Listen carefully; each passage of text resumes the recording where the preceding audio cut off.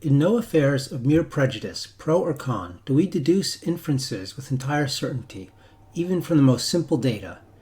It might be supposed that a catastrophe such as I have just related would have effectually cooled my incipient passion for the sea.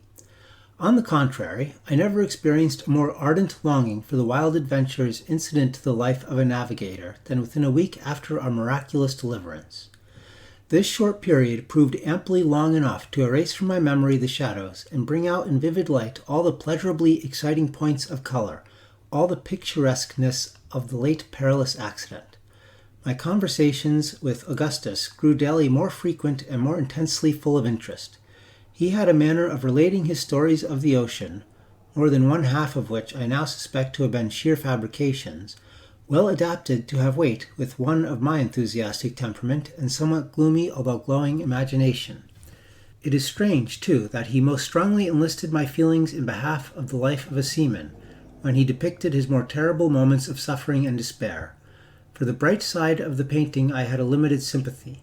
My visions were of shipwreck and famine, of death or captivity among barbarian hordes, of a lifetime dragged out in sorrow and tears upon some gray and desolate rock in an ocean unapproachable and unknown.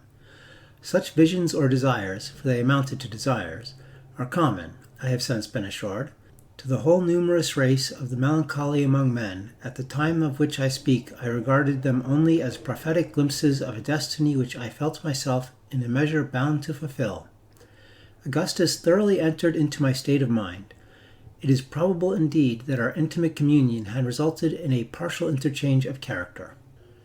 About 18 months after the period of the Ariel's disaster, the firm of Lloyd and Vredenburgh, a house connected in some manner with the Messrs. Emberby, I believe of Liverpool, were engaged in repairing and fitting out the brig Grampus for a whaling voyage. She was an old hulk, and scarcely seaworthy when all was done to her that could be done. I hardly know why she was chosen in preference to other and good vessels belonging to the same owners, but so it was. Mr. Barnard was appointed to command her, and Augustus was going with him.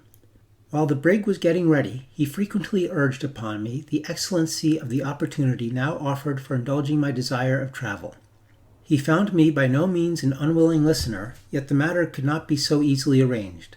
My father made no direct opposition, but my mother went into hysterics at the bare mention of the design. And, more than all, my grandfather, from whom I expected much, vowed to cut me off with a shilling if I should ever broach the subject to him again. These difficulties, however, so far from abating my desire, only added fuel to the flame. I determined to go at all hazards, and having made known my intention to Augustus, we set about arranging a plan by which it might be accomplished.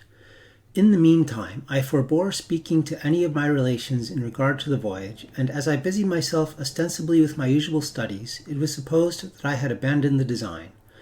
I have since frequently examined my conduct on this occasion with sentiments of displeasure as well as of surprise.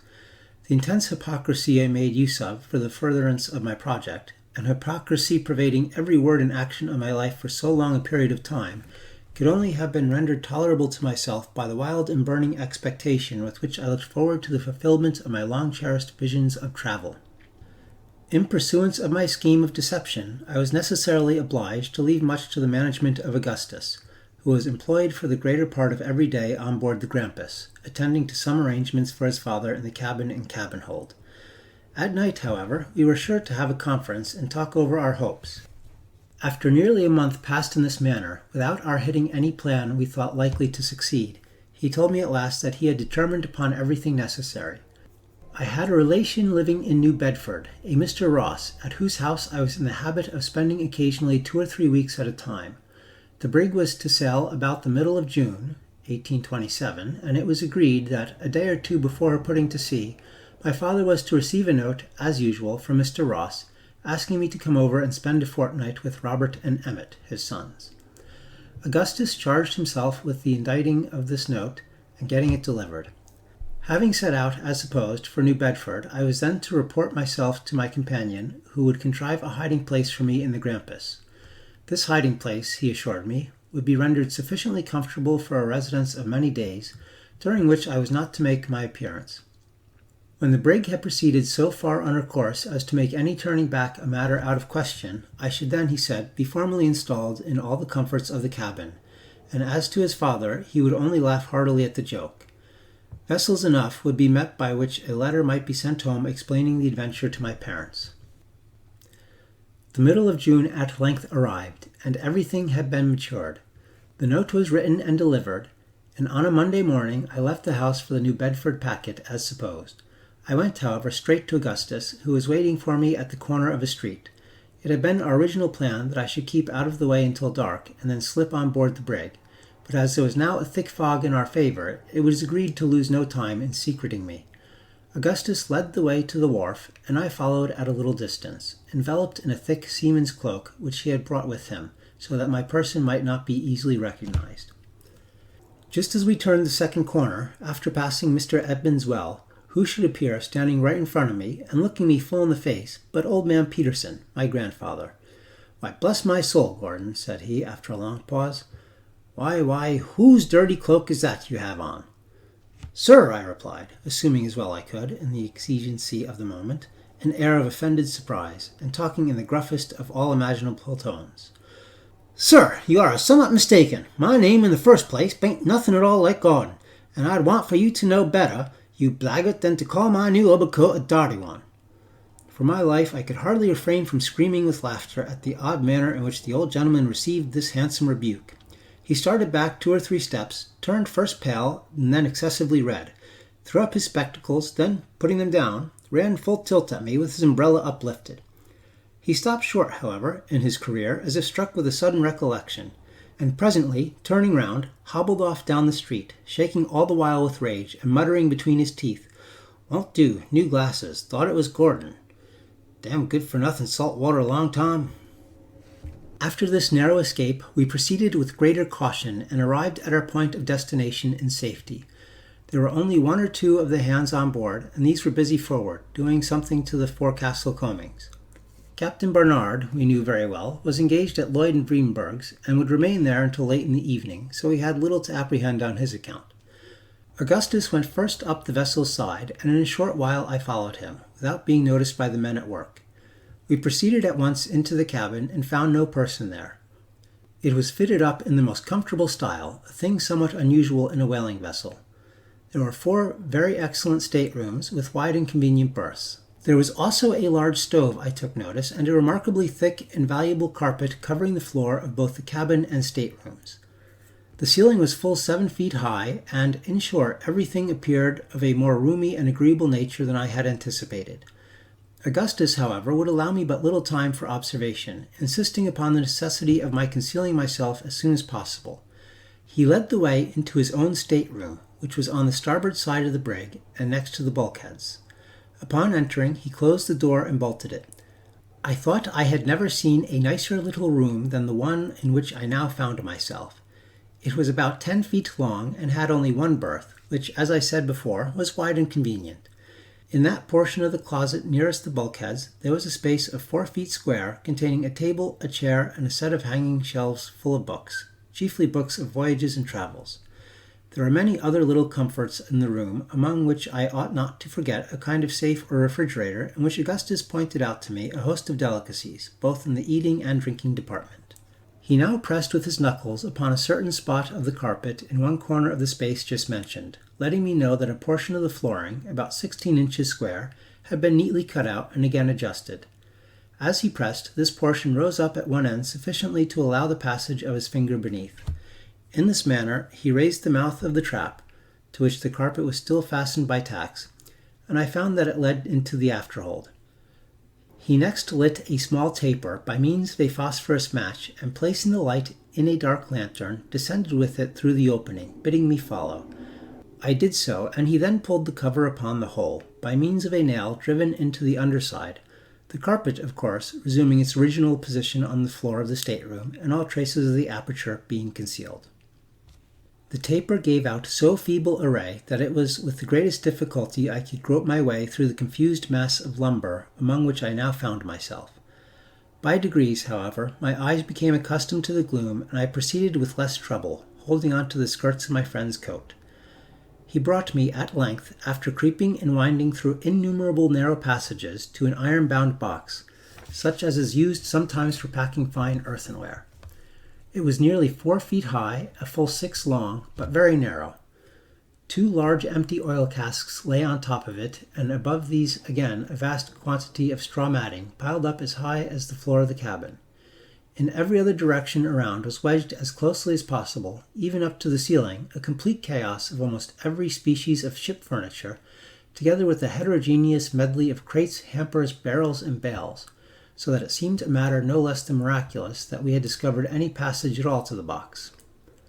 I afterward found that Augustus had purposely arranged the stowage in this hold with a view to affording me a thorough concealment, having had only one assistant in the labor, a man not going out in the brig.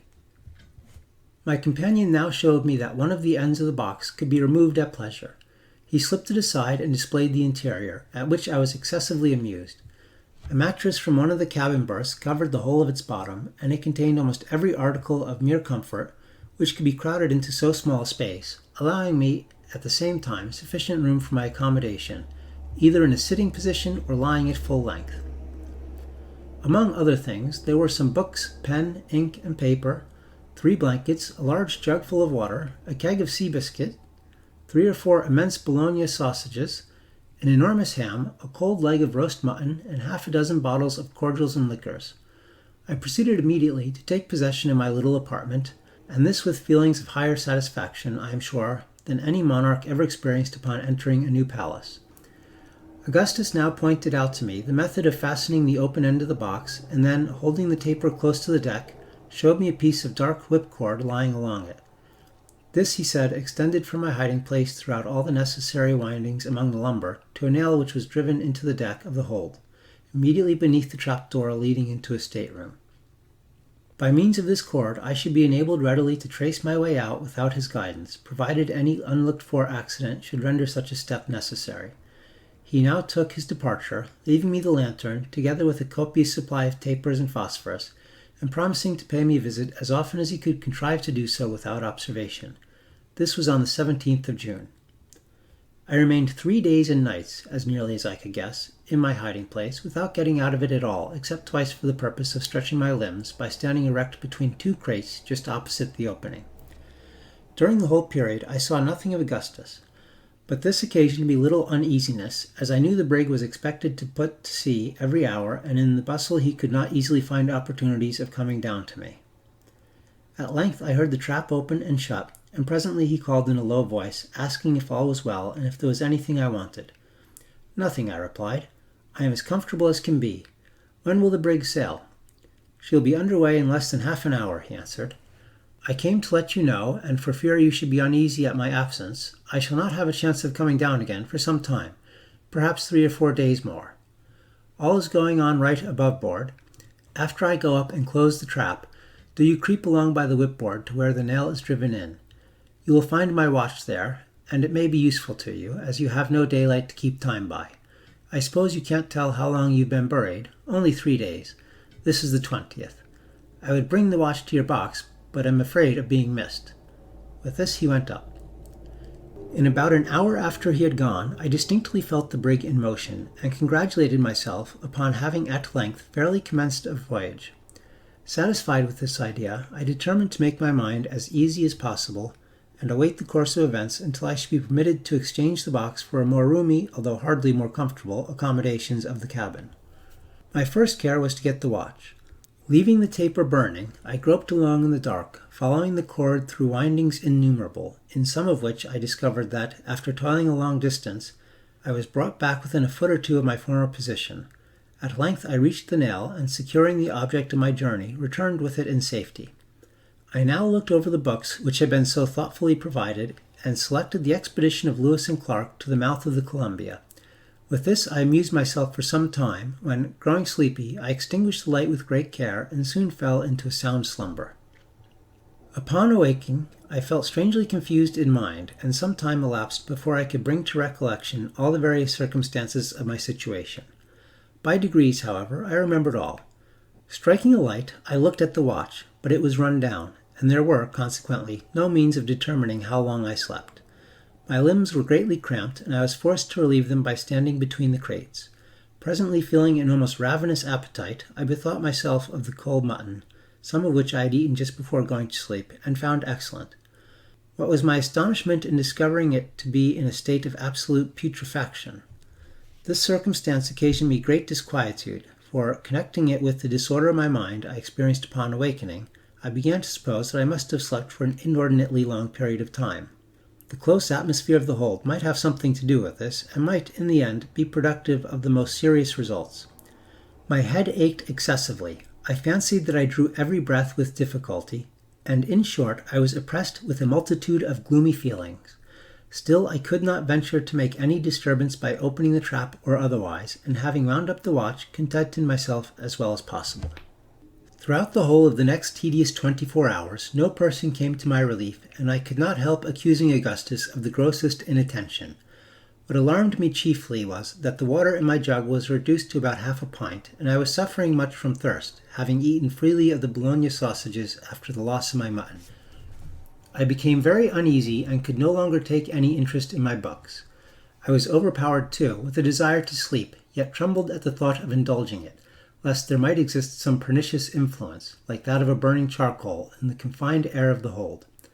In the meantime, the roll of the brig told me that we were far in the main ocean, and a dull humming sound, which reached my ears as if from an immense distance, convinced me no ordinary gale was blowing.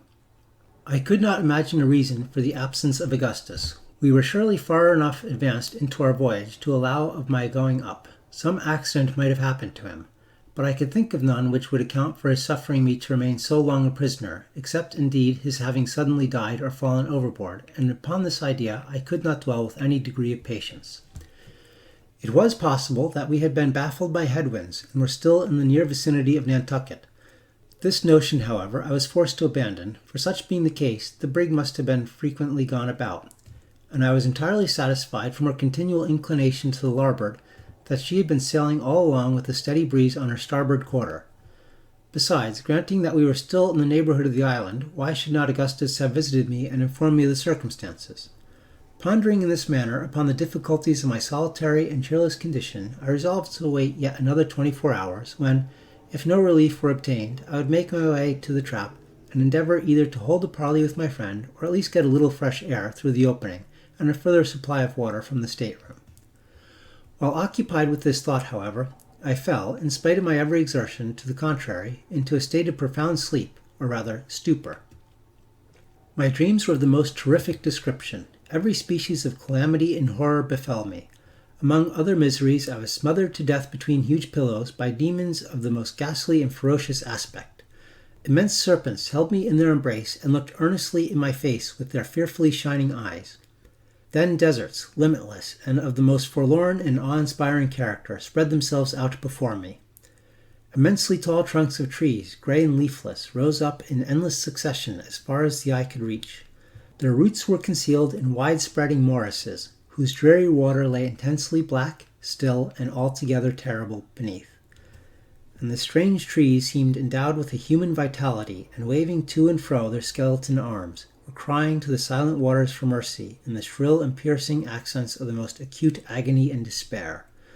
The scene changed, and I stood naked and alone amid the burning sand-plains of Sahara. At my feet lay crouched a fierce lion of the tropics. Suddenly his wild eyes opened and fell upon me. With a convulsive bound he sprang to his feet and laid bare his horrible teeth. In another instant there burst from his red throat a roar like the thunder of the firmament, and I fell impetuously to the earth. Stifling in a paroxysm of terror, I at last found myself partially awake. My dream, then, was not all a dream. Now at least I was in possession of my senses. The paws of some huge and real monster were pressing heavily on my bosom. His hot breath in my ear, and his white and ghastly fangs were gleaming on me through the gloom. Had 1,000 lives hung upon the movement of a limb or the utterance of a syllable, I could have neither stirred nor spoken. The beast, whatever it was, retained his position without attempting any immediate violence, while I lay in an utterly helpless and, I fancied, a dying condition beneath him. I felt that my powers of body and mind were fast leaving me. In a word, that I was perishing, and perishing of sheer fright. My brain swam, I grew deadly sick, my vision failed, even the glaring eyeballs above me grew dim. Making at last strong effort, I at length breathed a faint ejaculation to God, and resigned myself to die. The sound of my voice seemed to arouse all the latent fury of the animal.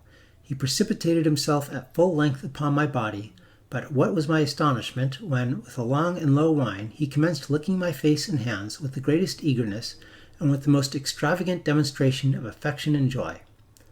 I was bewildered, utterly lost in amazement, but I could not forget the peculiar whine of my Newfoundland dog, Tiger, and the odd manner of his caresses I well knew. It was he. I experienced a sudden rush of blood to my temples, a giddy and overpowering sense of deliverance and reanimation. I rose hurriedly from the mattress upon which I had been lying, and throwing myself upon the neck of my faithful follower and friend, relieved the long oppression of my bosom in a flood of the most passionate tears. As upon a former occasion, my conceptions were in a state of the greatest indistinctness and confusion after leaving the mattress. For a long time I found it nearly impossible to connect any ideas, but by very slow degrees my thinking faculties returned, and again I called to memory the several incidents of my condition. For the presence of Tiger I tried in vain to account, and after busying myself with 1,000 different conjectures respecting him, was forced to content myself with rejoicing that he was with me to share my dreary solitude, and render me comfort by his caresses. Most people love their dogs, but for Tiger I had an affection far more ardent than common, and never, certainly, did any creature more truly deserve it. For 7 years he had been my indispensable companion, and in a multitude of instances had given me evidence of all the noble qualities for which we value the animal. I had rescued him, when a puppy, from the clutches of a malignant little villain in Nantucket, who was leading him, with a rope around his neck, to the water, and the grown dog repaid the obligation, about 3 years afterward, by saving me from the bludgeon of a street robber. Getting now hold of the watch, I found upon applying it to my ear that it had run down again. But at this I was not at all surprised, being convinced from the peculiar state of my feelings that I had slept, as before, for a very long period of time. How long it was impossible to say. I was burning up with fever, and my thirst was almost intolerable.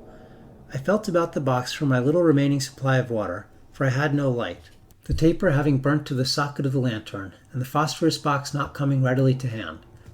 Upon finding the jug, however, I discovered it to be empty, Tiger, no doubt, having been tempted to drink it, as well as to devour the remnant of mutton, the bone of which lay, well picked, by the opening of the box.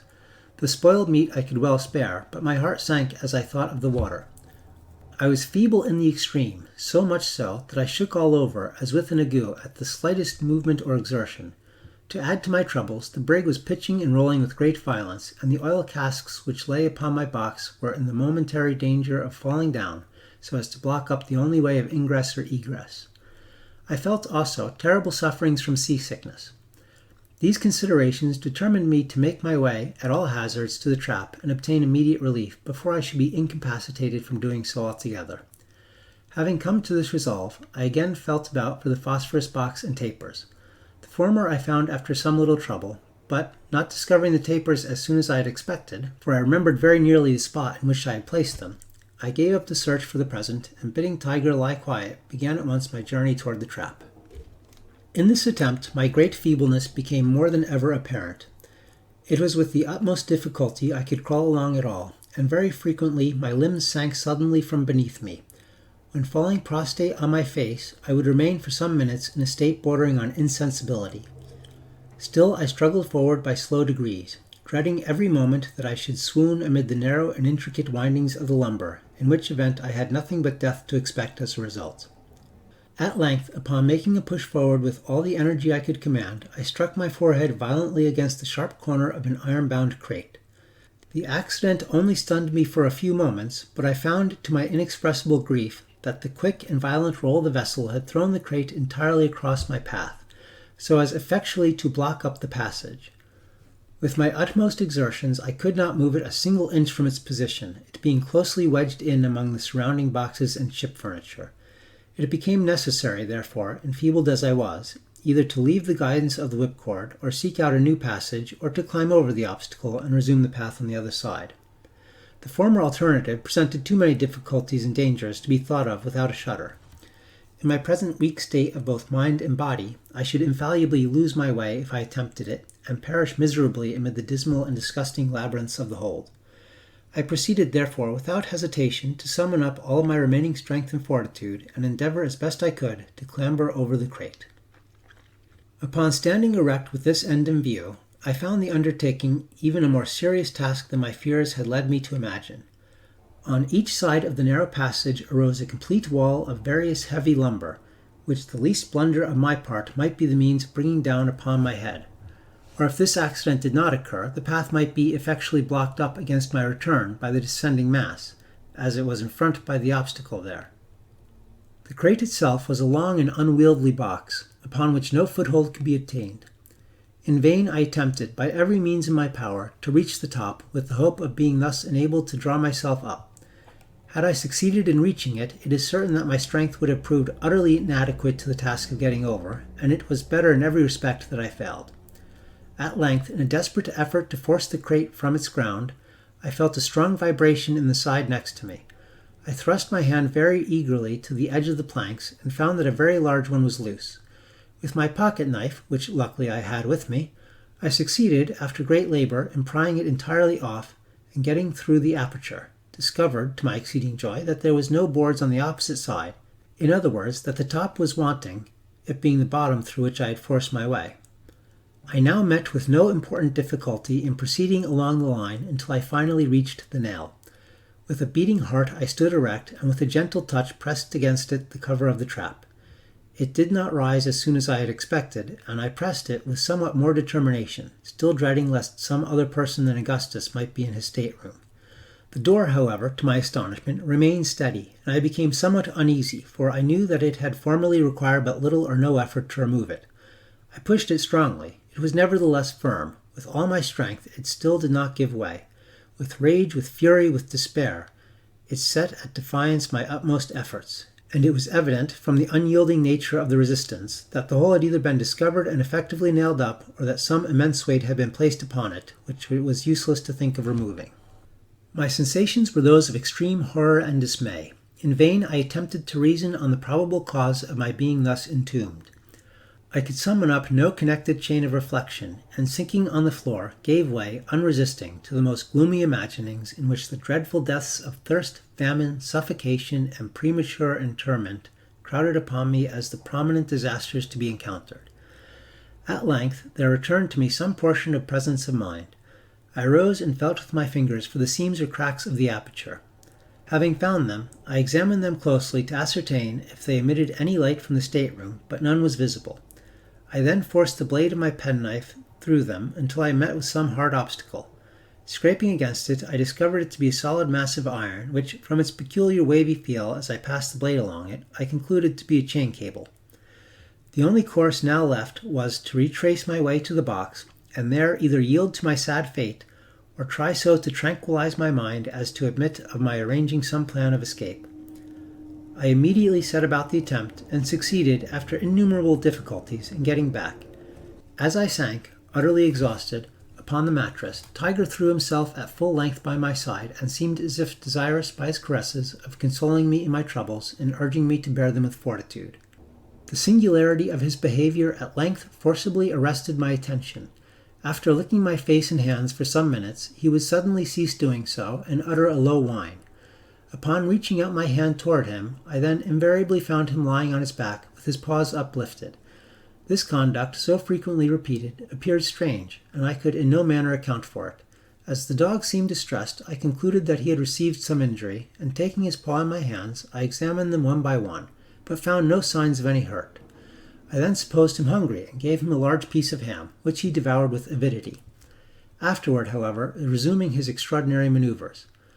I now imagined that he was suffering, like myself, the torments of thirst, and was about adopting this conclusion as the true one, when the idea occurred to me that I had as yet only examined his paws, and that there might possibly be a wound upon some portion of his body or head.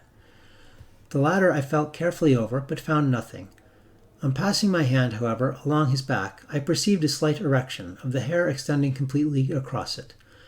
Probing this with my finger, I discovered a string, and tracing it up, found that it encircled the whole body. Upon a closer scrutiny, I came across a small slip of what had the feeling of letter paper, through which the string had been fastened in such a manner as to bring it immediately beneath the left shoulder of the animal.